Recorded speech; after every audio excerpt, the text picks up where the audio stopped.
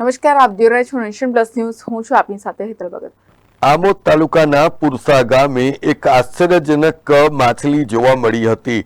પુરસા ગામના તળાવમાંથી મચ્છી મારતા માછીમારોના ધ્યાનમાં એક એવી માછલી દેખાવામાં આવી જે પાણી વગર પણ કલાકો સુધી જીવંત રહી શકે છે.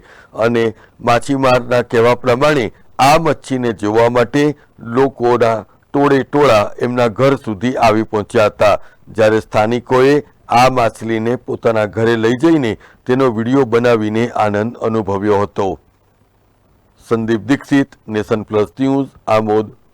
સમાચારોના સતત અપડેટ મેળવવા માટે અમારી નેશન પ્લસ ન્યૂઝની યુટ્યુબ ચેનલને સબસ્ક્રાઇબ કરો, બેલ આઇકન દબાવો અને જોડાયેલા રહો ફેસબુક, ઇન્સ્ટાગ્રામ અને ટ્વિટર પર.